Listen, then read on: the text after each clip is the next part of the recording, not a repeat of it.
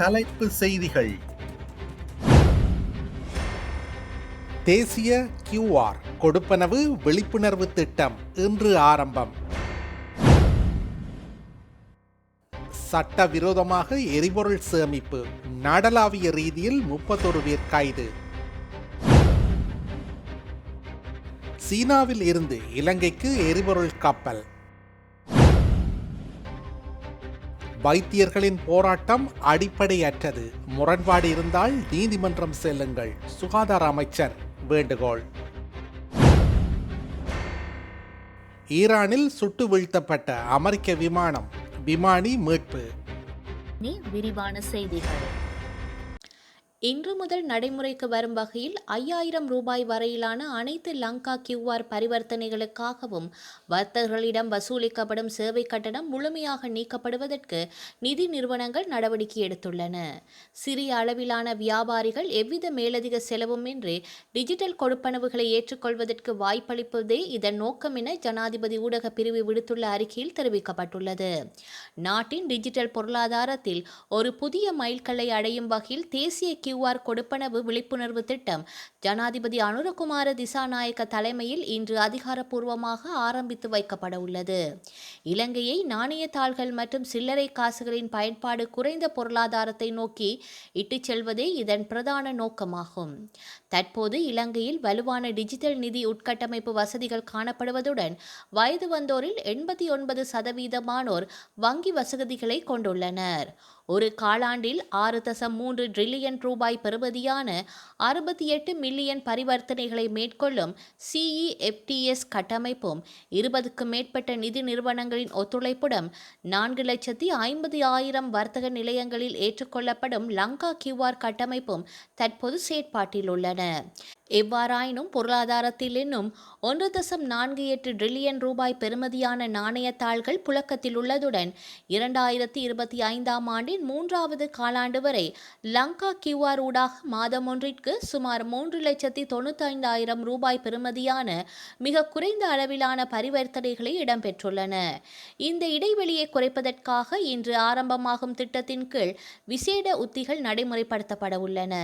அத்துடன் QR பயன்பாட்டை ஊக்குவிப்பதற்காக வாடிக்கையாளர்கள் மற்றும் வர்த்தகர்களுக்கான விசேட குழுக்கள் திட்டம் ஒன்றும் நடைமுறைப்படுத்தப்பட உள்ளது. இதில் வாராந்தம் மற்றும் மாதாந்த வெற்றி பெறுவோருக்கு 10 லட்சம் ரூபாய் வரையான பெறுமதிமிக்க பரிசுகளை வெல்லும் வாய்ப்பு வழங்கப்பட்டுள்ளது. இத்திட்டத்தின் வெற்றிக்காக சிங்கள, தமிழ் மற்றும் ஆங்கிலம் ஆகிய 3 மொழிகளிலும் தேசிய மட்டத்திலான பிரசார நடவடிக்கைகள் இன்று முதல் ஆரம்பமாக உள்ளன.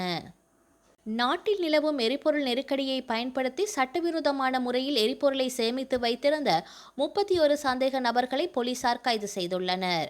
கடந்த 1 மாத காலமாக முன்னெடுக்கப்பட்ட விசேட சுற்றிவளைப்புகளின் போதே இவர்கள் கண்டுபிடிக்கப்பட்டுள்ளதாக போலீஸ் ஊடக செய்தி தொடர்பாளரும் உதவி காவல் கண்காணிப்பாளருமான ஃபுட்லர் தெரிவித்துள்ளார்.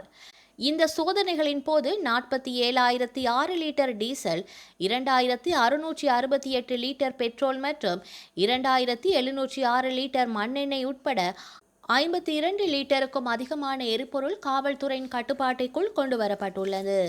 குறித்த சந்தேக நபர்கள் மீதான சட்ட நடவடிக்கைகள் ஆரம்பிக்கப்பட்டுள்ளதாகவும் அவர் தெரிவித்திருந்தார்.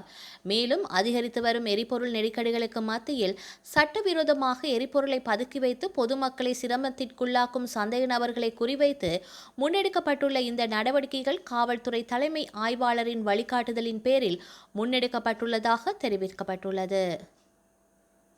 சுத்திகரிக்கப்பட்ட எரிபொருள் தாங்கிய கப்பல் ஒன்றை இலங்கைக்கு வழங்குவதற்கு சீன அரசாங்கம் இணக்கம் தெரிவித்துள்ளதாக இலங்கை பெட்ரோலிய கூட்டுத்தாபனம் தெரிவித்துள்ளது.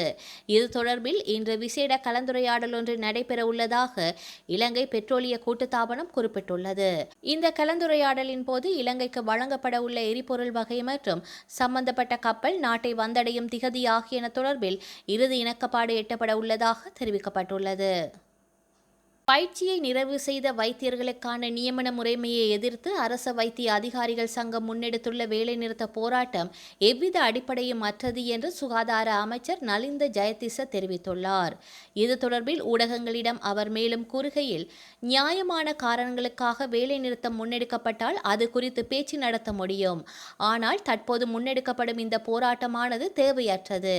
அமைச்சின் கொள்கைகளுடன் ஏதேனும் முரண்பாடுகள் இருப்பின் அப்பாவி நோயாளர்களின் உயிரை பயணம் வைக்காமல் அதனை நீதிமன்றம் ஊடாக தீர்த்து கொள்ளுமாறு வைத்திய சங்கத்திடம் கேட்டுக்கொள்கின்றேன்.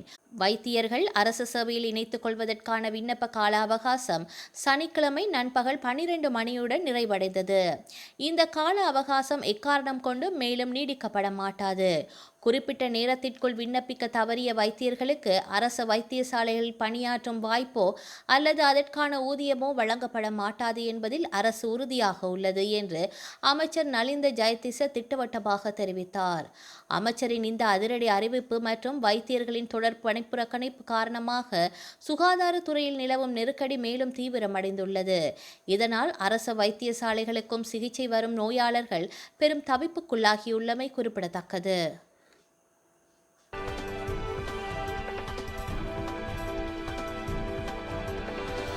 ஈரானால் சுட்டு வீழ்த்தப்பட்ட போர் விமானத்திலிருந்து காணாமல் போன அமெரிக்க இராணுவ வீரரொருவர் மீட்கப்பட்டுள்ளதாக அமெரிக்க அதிபர் டொனால்ட் ட்ரம்ப் ஞாயிற்றுக்கிழமை அதிகாலை சமூக ஊடக பதிவில் தெரிவித்துள்ளார். வெள்ளிக்கிழமை F-15E போர் விமானம் விபத்துக்குள்ளானதை தொடர்ந்து அமெரிக்கா தீவிர தேடுதல் மற்றும் மீட்பு நடவடிக்கையை மேற்கொண்டது. இதேவேளை எதிரி விமானியை ஒப்படைக்கும் எவருக்கும் பரிசு வழங்கப்படும் என ஈரான் அறிவித்திருந்தது. மற்றொரு விமான பணியாளரும் இதற்கு முன்னர் மீட்கப்பட்டுள்ளார். மீட்கப்பட்ட விமானி காயமடைந்திருந்தாலும் நலமாக இருப்பார் என ட்ரம்ப் தெரிவித்துள்ளார். மேலும் அவர் ஈரானின் ஆபத்தான மலைப்பகுதிகளில் தஞ்சமடைந்திருப்பதாகவும் தெரிவித்துள்ளார். இந்த மீட்பு நடவடிக்கையில் பல விமானங்கள் ஈடுபட்டதாகவும் அவரது இருப்பிடத்தை அமெரிக்கா 24 மணி நேரமும் கண்காணித்து முறையாக திட்டமிட்டு மீட்பு நடவடிக்கையை முன்னெடுத்தது என்று ட்ரம்ப் குறிப்பிட்டார். முன்னதாக காணாமல் போன அமெரிக்க வீரரை கண்டுபிடிக்க உதவுவதற்கு பரிசு தொகை வழங்கப்படும் என ஈரானின் இஸ்லாமிய புரட்சிகர காவல் படை அறிவித்திருந்தது. இதனைத் தொடர்ந்து ஈரான் இராணுவத்துடன் பொதுமக்களும் அமெரிக்க வீரரை தேடும் பணியில் ஈடுபட்டிருந்தனர். தமிழகத்தில் எதிர்வரும் 23ஆம் தேதி சட்டசபை தேர்தல் நடைபெற உள்ளது. தேர்தல் திகதி அறிவிக்கப்பட்டதுமே தேர்தல் நடத்தை விதிகள் அமலுக்கு வந்தன. இதனால் ரூபாய் 50,000 வரை மட்டுமே ரொக்கமாக எடுத்து செல்ல அனுமதி வழங்கப்பட்டது. அதற்கு மேல் அதிகமான பணத்தை கொண்டு சென்றால் உரிய ஆவணங்கள் சமர்ப்பிக்க வேண்டும். இல்லையெனில் தேர்தல் படையினரால் பணம் பறிமுதல் செய்யப்படும். தமிழ்நாட்டில் பல்வேறு மாவட்டங்களில் நடைபெற்று வரும் வாகன சோதனைகளில் தேர்தல் விதிகளை மீறி கொண்டு செல்லப்படும் ஏராளமான பணம் பறிமுதல் செய்யப்பட்டு வருகின்றது. இந்நிலையில் தேர்தல் நடத்தை விதியின் கீழ் ஏப்ரல் மாதம் 5ஆம் தேதி வரை தமிழ்நாட்டில் ரூபாய் 170 கோடி மதிப்பிலான பணம், மதுபானங்கள், போதைப் பொருட்கள் உள்ளிட்டவை பறிமுதல் செய்யப்பட்டுள்ளன. தேர்தல் நடைபெறும் 5 மாநிலங்களில் இதுவரை ரூபாய் 651 கோடி பறிமுதல் செய்யப்பட்டுள்ளதாக தேர்தல் ஆணையகம் தெரிவித்துள்ளது. தமிழகத்தில் ரூபாய் 170 கோடி, கேரளத்தில் ரூபாய் 58 கோடி, மேற்கு வங்காளத்தில் ரூபாய் 319 கோடி, அசாமில் ரூபாய் 97 கோடி, புதுச்சேரியில் ரூபாய் 7 கோடியும் இதுவரை பறிமுதல் செய்யப்பட்டமை குறிப்பிடத்தக்கது. அமெரிக்காவில் லாஸ் ஏஞ்சல்ஸில் வசித்து வந்த காசிம் சுலைமானியின் மருமகள் ஹமிதா சுலைமானி அப்சர் மற்றும் அவரது மகள் கைது செய்யப்பட்டுள்ளனர். ஈரானின் புரட்சிகர காவல் படையின் கியூட்ஸ் ஃபோர்ஸ் தளபதியாக இருந்தவர் காசிம் சுலைமானி. 2020ஆம் ஆண்டு ஜனவரியில் பக்தாத்தில் அமெரிக்கா நடத்திய ட்ரோன் தாக்குதலில் சோலிமானி கொல்லப்பட்டார். அமிதா மற்றும் அவரது மகளை அமெரிக்க பெடரல் ஏஜென்ட்கள் காவலில் எடுத்துள்ளனர். அவர்கள் தற்போது குடிவரவு அதிகாரிகள் கட்டுப்பாட்டில் உள்ளனர். விரைவில் அவர்கள் ஈரானுக்கு நாடு கடத்தப்பட உள்ளனர். மார்க்கோ ரூபியோ தனது எக்ஸ் பதிவில், சமீப காலம் வரை அமிதா மற்றும் அவரது மகள் அமெரிக்காவில் சொகுசு வாழ்க்கை வாழ்ந்து வந்தனர். அவர் சுலைமானியின் உறவினர் மட்டுமல்ல, ஈரான் அரசின் தீவிர ஆதரவாளர். அமெரிக்காவை சாத்தான் என்று அழைத்தவர்களுக்காகவும் அமெரிக்க எதிர்ப்பு போக்கு கொண்டவர்களுக்கும் ட்ரம்ப் ஆட்சியில் இடமில்லை என குறிப்பிட்டுள்ளார். ஹமிதாவின் கணவரும் அமெரிக்காவிற்குள் நுழையவும் வெளியுறவுத்துறை தடை விதித்துள்ளது. வரலாற்றில் இன்று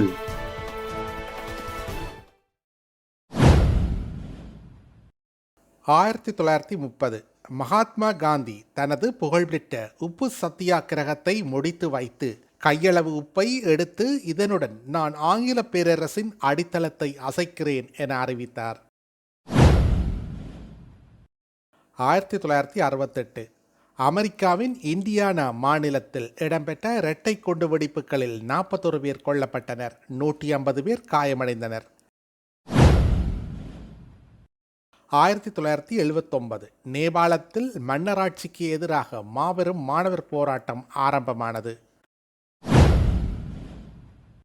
2010 இந்தியாவில் சத்தீசுகர் மாநிலத்தில் தந்தோவாடாவில் மாவோசிச போராளிகள் 76 காவல் படை அதிகாரிகளை சுட்டுக் கொன்றனர். செய்திகளை உடனுக்குடன் தெரிந்து கொள்ள உடனே சப்ஸ்கிரைப் செய்து பெல் பட்டனை கிளிக் பண்ணவும்.